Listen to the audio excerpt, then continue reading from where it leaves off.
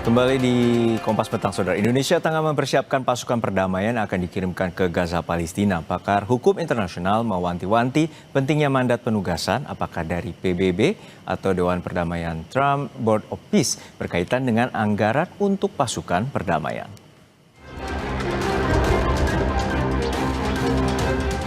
Indonesia melalui Tentara Nasional Indonesia, TNI, Angkatan Darat, tengah bersiap untuk mengirimkan pasukan ke Gaza, Palestina. Wakil Panglima TNI Jenderal Tandjo Budi Revita mengungkap jumlah pasukan dan waktu keberangkatan belum diputuskan. Sekarang masih dalam proses perundingan. Nanti mungkin kalau tidak salah minggu terakhir bulan Februari ini akan diputuskan berapa TNI nanti yang akan berkontribusi secara jumlah pasukan. Sampai sekarang kita sudah ada beberapa opsi untuk bisa kita berpartisipasi aktif terhadap perdamaian di Gaza. Secara pastinya menunggu keputusan dari akhir bulan inilah yang nanti akan ditandatangan langsung oleh Bapak Presiden. Selain jumlah pasukan yang akan diberangkatkan, mandat penugasan juga jadi sorotan. Apakah di bawah naungan PBB atau Dewan Perdamaian bentukan Trump Board of Peace? Pakar hukum internasional Hikmahanto Juwana mengingatkan soal kehati-hatian pertimbangan pengiriman pasukan perdamaian RI di tengah konflik antara Israel dengan Hamas. Jangan sampai antara apa yang diinginkan oleh BOP, terutama chairman-nya ini, Presiden Trump, dengan apa yang kita persepsikan itu berbeda. Karena itu akan membahayakan prajurit kita. Yang berikutnya adalah kita harus tahu anggaran dari mana. Lalu kemudian mandatnya untuk berapa lama.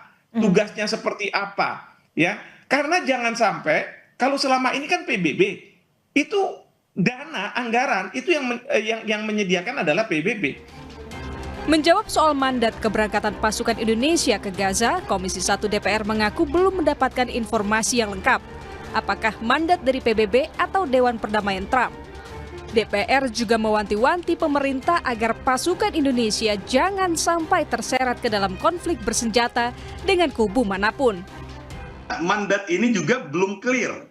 Apakah PBB yang memberikan atau Board of Peace yang memberikan atau ada lagi lembaga yang lain. Tapi yang paling inti adalah kita sudah siap. Karena kita memang sudah kasih catatan bahwa 16,7 triliun pun juga itu sudah susahnya minta ampun carikan. Dan kalau itu ditambah lagi dengan pengerahan pasukan, maka pasti akan lebih susah lagi. Punya catatan khusus untuk pengerahan pasukan itu, yaitu adalah pasukan Indonesia tidak boleh terlibat konflik bersenjata dengan pasukan manapun. Yang kedua, tidak boleh terlibat dengan sipil manapun. Sebelumnya, media Israel, Yerusalem Post mengembuskan kabar Indonesia akan menjadi negara pertama yang menyumbangkan pasukan penjaga perdamaian untuk pasukan stabilisasi internasional Gaza. Pasukan Indonesia akan menangani aspek-aspek pemeliharaan perdamaian di Gaza selama fase 2 gencatan senjata yang diprakarsai Presiden Amerika Donald Trump. Pasukan Indonesia dikabarkan tiba di Gaza beberapa minggu setelah Presiden Prabowo Subianto mengunjungi Washington untuk menghadiri KTT perdamaian yang diprakarsai Presiden Amerika Serikat Donald Trump pada 19 Februari. Tim Liputan, Kompas TV. Membahas persiapan Indonesia sebelum mengirim pasukan perdamaian ke Gaza, kita akan membahasnya bersama praktisi hubungan internasional sekaligus pendiri Synergy Policies, Dina Prapto Raharja. Selamat sore Mbak Dina, semoga sehat selalu. Selamat sore Mas Juno. Mbak Dina, kita mengetahui bahwa Trump juga ingin gerak cepat melakukan rehabilitasi di Gaza dan juga ini tentu memiliki indikasi dengan aliansi Israelnya untuk melakukan stabilitas di wilayah Gaza Palestina. Nah, untuk saat ini Indonesia terindikasi untuk mengirimkan pasukan sebanyak bahkan 20.000 kalau informasi dari Bapak Presiden. Kemudian juga saat ini dari KSAD menyatakan 5.000 hingga 8.000. Lalu seperti apa pandangan Anda bahwa bila nanti pasukan Republik Indonesia akan menjadi pasukan perdamaian atau ISF di Gaza? Pertama, kalau masih dipertanyakan ini sebenarnya mandat PBB atau mandatnya Board of Peace, sudah jelas ini mandatnya Board of Peace. Kita runtut lagi saja lah. Dari Trump berarti ya Mbak Dina? Dari Trump, karena kalau kita lihat bulan Desember, pertengahan bulan Desember, Trump itu sibuk mengumpulkan dukungan, meminta bantuan dari 70 negara, dia kirim undangan kan. tolong kirimkan orang untuk ISF itu. Dan di situ dia bilang permintaannya secara khusus adalah untuk mendukung troops, senjata, pasukan dan uang. Jadi artinya kita kalau join di Board of Peace itu ya kita yang harus mengeluarkan uang di luar dari yang 1 miliar keanggotaan tersebut, yang 17,6 T itu. Jadi kalau kita bicara soal pertanyaan, sebenarnya mudah dijawabnya, itu udah kelihatan. Lalu yang kedua, Presiden kan tempo hari sudah mengundang begitu banyak orang ya datang ke istana ya, kemudian menjelaskan. Nah yang saya tangkap di situ berarti adalah Presiden siap untuk memberikan akuntabilitas bahwa saat ini beliau mau menguji dengan cara ikut dengan langgamnya Amerika Serikat, ikut dengan ritme yang dimainkan oleh Amerika Serikat karena beliau masih punya satu keyakinan pada momen ini cara itulah yang paling tepat. Berarti kita sebagai masyarakat ya tinggal meminta saja pertanggungjawaban dari beliau bahwa kalau dilihat dari situasi yang berkembang dan bahwa yang menghembuskan isu bahwa Indonesia yang menjadi yang pertama itu adalah Israel, ini jangan sampai Indonesia cuma kepancing gitu ya. Karena Amerika Serikat waktu itu masih kesulitan nih mencari negara yang mau kontribut untuk ISF.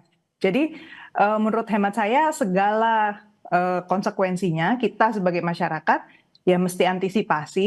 Kita sudah bermain api, mencoba jalan unilateral yang dilakukan oleh Amerika Serikat, maka tinggal kita ikuti saja bagaimana atau kapan Presiden kemudian memutuskan untuk keluar.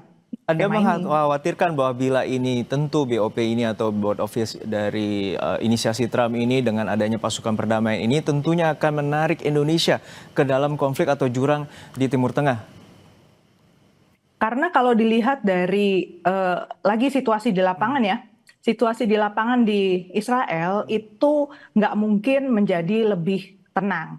Karena baru saja dari Partai Likud Benjamin Netanyahu itu ditetapkan kembali, dipilih kembali menjadi ketua umum. Dan dia punya mandat untuk kembali mencalonkan diri dalam pemilu 2026 ini di bulan Oktober. Dan kita lihat dari kombinasi antara ambisinya Netanyahu, kemudian dia baru juga kemarin mengumumkan kita bukan hanya mau mengambil alih Gaza, kita ambil alih tepi barat. Berarti situasi jelas nggak akan aman. Sementara itu sisi Amerika Serikat sendiri, mereka juga bertarung untuk dalam negeri Amerika Serikat karena mau ada pemilu sela kan. Dan situasi di dalam negeri Amerika Serikat juga bukan kalem-kalem aja, ini lagi keras juga. Kalau kita kembali lagi, 3 dokumen nih kita sandingkan, 20-point peace plan dari Donald Trump. Kalau kita perhatikan yang menjadi pegangannya beliau itu adalah 20 point itu, urutannya itu apa sih?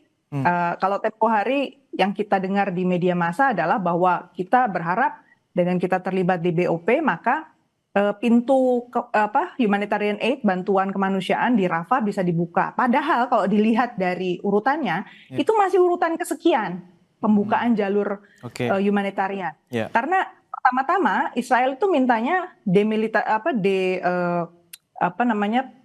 membuat Hamas dulu melucuti senjatanya, kemudian menyerahkan seluruh tawanannya. Nah ini kan belum terjadi, itu sebabnya dia nyerang lagi kan. Orang kamp-kamp pengungsian dan orang-orang di sana. Jadi menurut saya situasinya sebenarnya sangat nggak kondusif untuk berangkat mengirimkan orang kita ke sana. Situasi terseret ke dalam konflik itu risikonya sangat besar. Tapi terakhir Mbak, untuk saat ini pemerintah meyakini bahwa keberadaan Indonesia di Board of Peace, inisiasi dari Trump ini meningkatkan proses diplomasi untuk perdamaian di Gaza atau Palestina. Ya kita tunggu saja akuntabilitasnya begitu ya. Karena kalau dari informasi di lapangan, kemudian urutan kejadian, kok sepertinya jalan menuju ke sana itu sebenarnya masih sangat berliku-liku. Jadi itu harus diantisipasi. Baik, kita harus menanti juga bagaimana poin dari Board of Peace ini dan juga pasukan stabilisasi internasional ini dan peran Indonesia di sana. Jangan sampai Indonesia terbawa dalam konflik yang lebih dalam, terutama antara Israel dengan Hamas. Terima kasih sekali lagi atas analisis Anda, Dina Praptora Harja, pendiri Synergy Policies, telah bergabung di Kompas Petang. Selamat sore. Usai jeda saudara, 3 orang pekerja terjepit teralis besi hingga nyaris terjatuh dari ketinggian. Informasinya usai jeda hanya di Kompas Petang.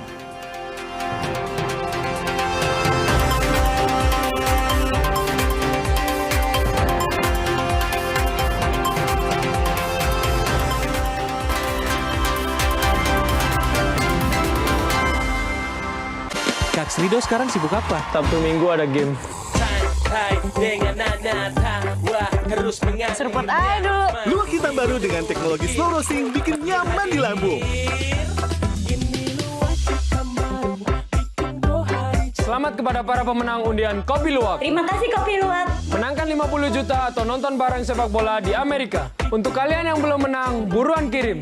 Jangan sampai ketinggalan. Luwak hitam baru, nggak kemanisan, mantap.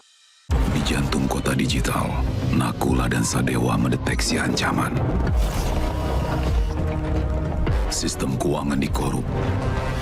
Sangkuni melahap kripto.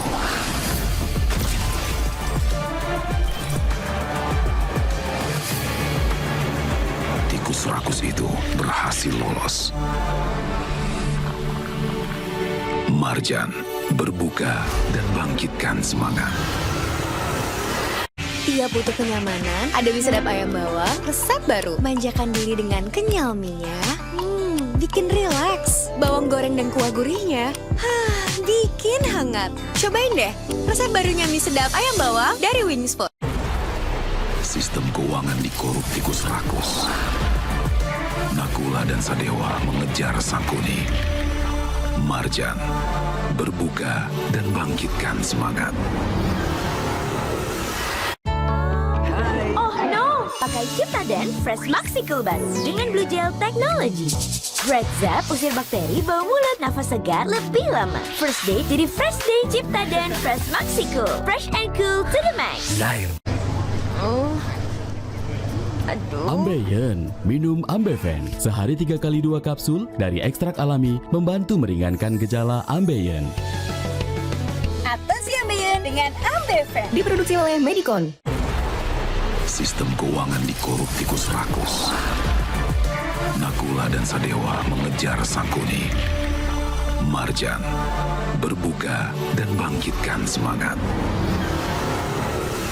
Buruan di check out sekarang ya guys. Ultra Flu dan batuk membantu meredakan gejala flu disertai batuk. Udah sholat semua. Flu dan batuk reda, lega rasanya. Ambeien, minum Ambeven. Sehari 3 kali 2 kapsul dari ekstrak alami membantu meringankan gejala Ambeien. Atasi Ambeien dengan Ambeven. Diproduksi oleh Medicon. Oma Opa, Happily Popok Celana Dewasa 3-in-1 ada sasetnya cuma 5.000. Promo nih, beli 4 gratis 1. Happily, ekstra serap, ekstra kering, ekstra tipis. Cus, diborong per saset cuma 5.000. Beli 4 gratis 1. Jadi easy. Di bulan suci, kita pasti dicoba. Ademin lagi dengan Aqua. Aqua, dingin alaminya, ademin Ramadanmu. Sover Citrus baru. Segar. Ger. Aroma citrusnya bikin badan segar terus. Anti enek. Sover Citrus dari Lemon Oil. Ada hot lock system, hangatnya tahan lama. Ger. Ini yang bikin badan gue seger terus. Sover Citrus anti enek, badan segar bugar. Ger. Wingscare.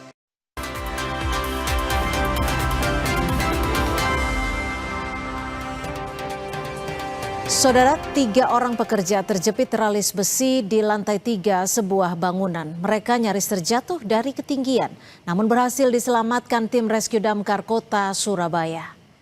Proses evakuasi 3 orang pekerja yang terjepit teralis besi berlangsung cukup sulit. Tim rescue damkar kota Surabaya membutuhkan waktu 1 jam untuk mengevakuasi korban. 3 pekerja berhasil dievakuasi, 1 diantaranya harus menjalani perawatan medis karena terluka.